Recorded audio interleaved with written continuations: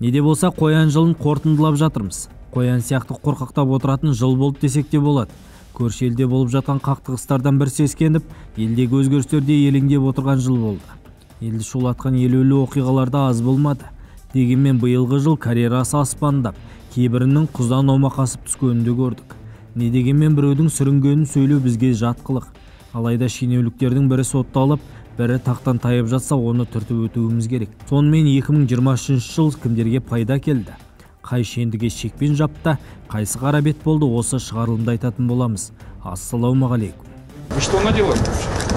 Қоян жылы Қазақстан үшін жақсы жыл болды деп те айта алмаймыз. Өйткені шахталар бірінен кейін бірі жарылып, орманымыз өртеніп, қалаларда су болмай біраз әбігерге салған жыл болды. Тіпті енді не шығар екен деп қоян секілді үркіп отыратын да болдық. Табиғи апаттан Құдай сақтасын. Алайда елімізде болған қайғылы оқиғалардың көбісін қолдан жасап алдық. Бірі шіріген, ескірген жүйені кінәласа, енді бірі билік басындағыларды айыпты деп санайды. Кім қандай пікір айтса да бәрі дұрыс. Мақшарда жауаптылар бірінші сұралатынын естігенбіз. Сол секілді бізде бірінші тізгін ұстап бір саланы басқарған министр, әкімдер жайлы сөз қозғап өтейік. Биыл министрлердің бірі келіп, бірі кетіп, түрлі ауыс түйіс жылы болды десек артық айтқанымыз емес. Жолы болғандар жылы орынға қайта тағайындалып, сенімді ақтамағандар зейнетке кетіп жатты. Қаңтар айының басында премьер-министр Әлихан Смайылов басқаратын жаңа үкімет бекітілді. Министрлер кабинетіне 5 жаңа есім қосылды. Қалған жоғары лауазымды шенеуніктер өз қызметтерін сақтап қалды. Орындары өзгергенмен нәтиже шықпай тұр. Ал қазір креслосында отырған шенділерді халық тұрмақ, журналистердің өзі есімдерін әзер жаттап үлгермей жатыр. Сонымен биыл министр әкім болды, әкім министр болған жыл болды. Бір министрліктің ішінен отау шығарып бөлініп кеткендері де бар. Соның бірі Ербол Қарашөкеев. Ауыл шаруашылығы министрлігінде отырғанда біраз президенттен сөз естіген министр. Қанттың бағасын аспандатып, одан қалды ішіп-жем бағасын қымбаттатып алған министрді өңірге барып көріп қайтсын деп Жамбыл облысын басқаруға жіберді.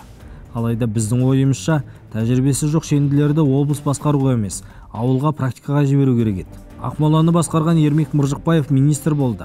Өмір бойы полиция формасынан басқаны көрмеген Марат Ахметов болса, ішкі істер министрлігінен әкімнің кабинетіне бір-ақ шықты. Ал жас министр деп сөз қылып жүргенімізде Зүлфия Сүлейменова орында көп отырмай жұмыстан шығып кетіпті. Бәлкім көз тиді, мүмкін сөз тиді. Әйбір саланы басқару үшін тек білім мен тәжірибе керек секілді. Ал орманшылардың отбасымен бірге жылаған Сүлейменованың саланы басқаруға жүйкесі шыдамады. Не дегенмен Тоқаев талай жыл креслосын босатпай келген біраз шендіні шығарып тастады. Ал бір-бірінің орнына тағайындаған кадрлық кризистен деп топшыладық. Бірақ білімді біліктілер тасадақ орынбасардың қасында отырғанда шығар.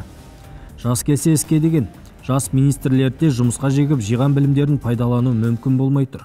Өйткені жең ұшынан жалғасқан жемқорлық қанмен келетіндей алтынды көрген көздері жылтыңдап кететін жастарға да сенім кетті. Биыл біздің елде біраз қайғылы оқиға болды. Шығыстағы орман өрті, шахтадағы апат, жатақханаға дейін өртпен алысқан жыл болды. Табиғи апат деп жылы жауып қоюға болатын еді, алайда оқиғалар 30 жылда жиналып қалған жемқорлықпен ірген жүйенің былығын ашты. Бір-біріне мирас етіп табысталған мәселелер үйіліп қалыпты. Ал оны шешемін деп оқталған жас кадрдың тәжірибесінің аздығында көз көрді. Ал Кейшендінің талай жылдан бергі карьерасының быт-шытын шығарды. Міне сол оқиғадан кейін төтенше жағдай министрі Юрий Ильин орнын босатты. Не дегенмен қай салада болмасын шикіліктің шеті шығып тұрды. Жас кадрдың алғашқы толқыны болған Қуандық Бишімбаевтың қылмысы да жылдың ең үлкен трагедиясына айналды. Өз әйелін өлім құштырған экс-министрдің ісінен кейін Тоқаевтың жас кадрға деген сенімі де азайған болар деп ойладық. 2023 жыл Назарбаевтар әулеті үшін сәтті жыл болмады. Болат Назарбаевтың қазасы экс-президенттің қабырғасын қайыстырып кетті. Одан қалды отбасына қарата айтылған әңгімелер көбейді. Тіпті немере інісі Қайрат Сатыбалды мен келіні Гүлмира Сатыбалдыға дейін темір торға қамалды. Қол астында жұмыс істеген командасы да бірінен кейін бірі істі болып жатты. Құдасы Қайрат Боранбаев та түрмеге қамалып, ақыры байлығын бәске салып бостандыққа сытылып шықты. Сенімді серіктесі Кәрім Мәсімов та абақтыға қамалып, артынша орынбасары болған Самат Әбіш тергеліп жатыр. Командасы демекші, осы жылы Назарбаевтың кезінде министр болып біраз жыл қызмет еткен Арыстанбек Мұхамедиұлы да абақтыға қамалды. Артынша өзін оппозиция деп таныстырып жүрген Нұржан Әлтаев та жемқорлықтың шырмауынан шыға алмады. Айтпақшы, болашақ бағдарламасымен оқып келген, елде әділет министрі қызметінде бірнеше жыл қызмет еткен Марат Бекетаевтың өзі қылмысы әшкере болып құзырлы органның қолына түскен болатын. Негативті айта бердіңіздер демеңіздер.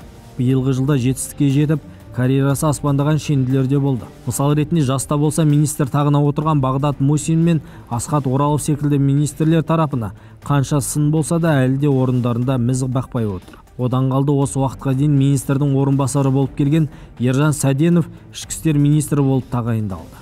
Одан бөлек министр болып артынша басқа қызметке кеткен Аида Балаева да ақпарат министрлігіне басшы болып келді. Қоян жылы еліміз үшін аса бір табысты жыл болды деп топшылауға келмейді.